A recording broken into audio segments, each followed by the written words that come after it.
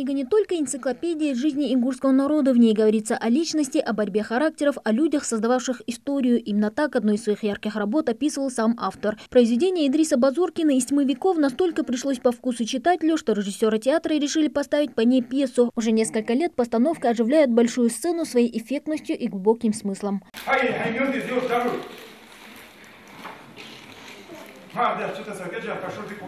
В топе самых читаемых книг в Ингушетии произведения Идриса Базуркина уже несколько лет занимают первое место. Чтобы написать роман, автору понадобилось ровно 152 дня. Каждую написанную часть вечером в кругу семьи он обсуждал с родными и близкими. Днем работал, утром, днем работал, ночью мы садились вокруг него все, и он нам читал главу. Не главу или эпизод, или что-то такое, очень кусок из книги читал.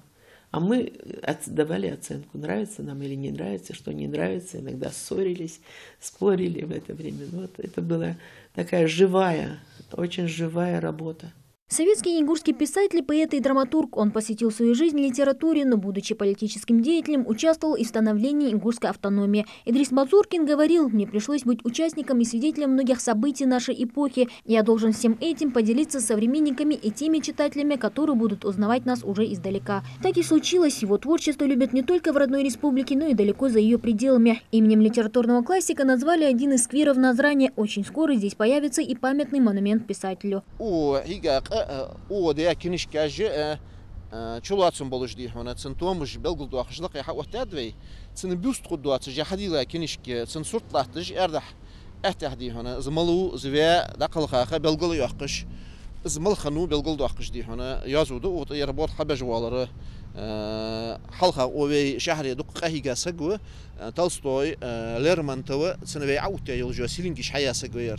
На скульптуре работает заслуженный художник России Николай Дзукаев. Дизайн и внешний вид будущей композиции местные власти, ставшие инициатором проекта, обсудили со старейшими рода Базуркиных. Впрочем, украшать город в этом году будут не только памятниками и скверами. Городская администрация принимает предложения по благоустройству Назрани. Урны для голосования разместили в различных учреждениях города. 9 января выбор общественных территорий для реализации программы «Современная городская среда» будет завершен. Для проведения благоустройства будут заказаны дизайн-проекты, несколько предложений, то есть по обустройству этого общественной территории.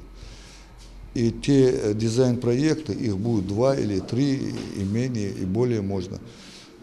Эти дизайн-проекты будут выставлены на сайтах администрации и, опять же, подобным образом для голосования населения. Завершить все работы по реализации проекта и благоустройству города местные власти планируют до конца года. Мадина Пугоева, Майрбек Миржоев, Новости 24.